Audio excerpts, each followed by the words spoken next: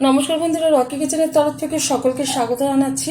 সামনেই কিন্তু পয়লা বৈশাখ, সেই উপলক্ষে কম বেশি বাড়িতে অনেকেই মিষ্টি বানিয়ে থাকে বা খেয়ে থাকে। সেই উপলক্ষে আমি একটা নতুন মিষ্টি রেসিপি আপনাদের মাঝখানে শেয়ার করতে চলেছি। সেটা হলো সুজি খেজুরের বরফি। তাহলে চলুন দেখে নেওয়া যাক আজকের রেসিপি। ওভেনে একটা কড়াই বসিয়ে তাতে দিয়ে দিয়েছি কিছুটা পরিমাণে ঘি। ঘিটা গরমে গলেও গেছে। এখন এর মধ্যে দিয়ে দেবো এই যে চিনে বাদাম। আপনারা যে কোনো বাদামই ব্যবহার করতে পারেন। দিয়ে দিচ্ছি চিনে বাদাম,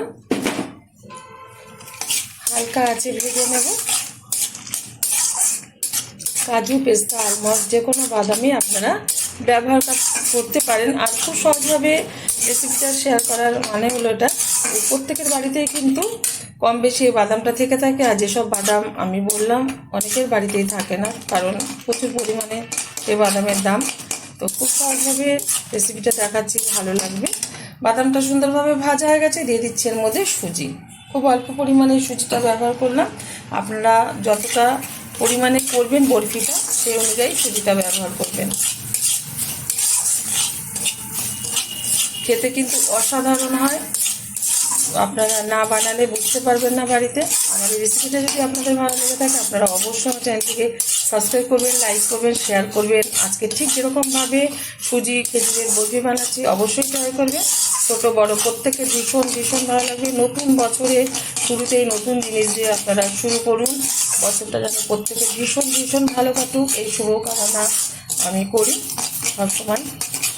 দিয়ে দিচ্ছি এখানে দানা ফেলে রাখা খেজুর। এটা একটু নেড়ে চেড়ে নেব।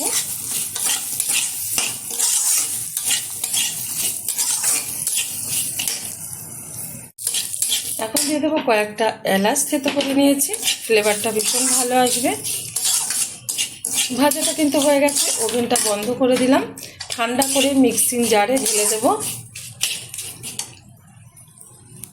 মিক্সিং জারটা নিয়ে নিয়েছি, এখন ঢেলে দিচ্ছি মিক্সিং জারে। ঠান্ডা হয়ে গেছে। দিয়ে দেব মধু পরিমাণ মতো।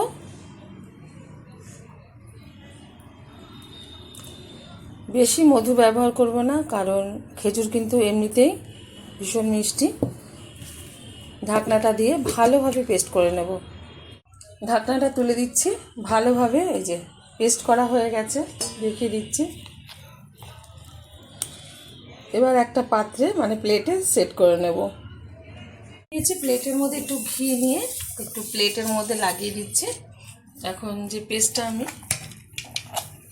করেছিলাম সেটা ঢেলে দিচ্ছি।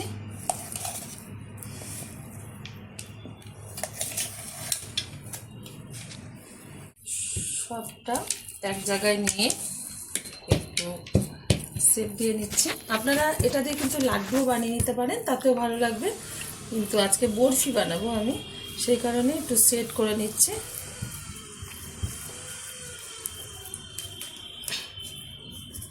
একটা হাতা নিয়ে নিচ্ছি, হাতা দিয়ে করলে ভালো হয়।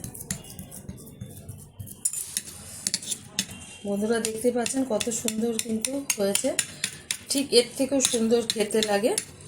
আমি এর আগে একবার বানিয়েছিলাম বলে ভালো লেগেছিল, আর সেই কারণে আপনাদের মাঝখানে শেয়ার করলাম। ড্রাই ফ্রুট দিয়ে দিচ্ছি উপর থেকে, আপনারা এটা পছন্দ না করলে দেবেন না। তো দেখার সৌন্দর্যের জন্য দিচ্ছি, আর খেতেও ভালো লাগবে, একটু মুখে পড়বে।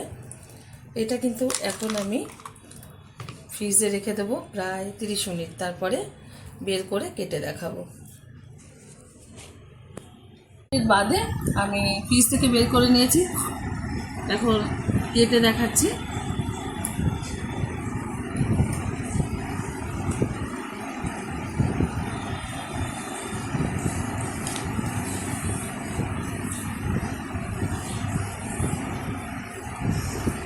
একটা তুলে দেখাচ্ছি কতটা সুন্দর হয়েছে। দেখতেই পাচ্ছেন কতটা সুন্দর। আপনারা অবশ্যই ট্রাই করবেন। দেখা হবে পরের ভিডিওতে নতুন কোনো রেসিপি নিয়ে। ধন্যবাদ।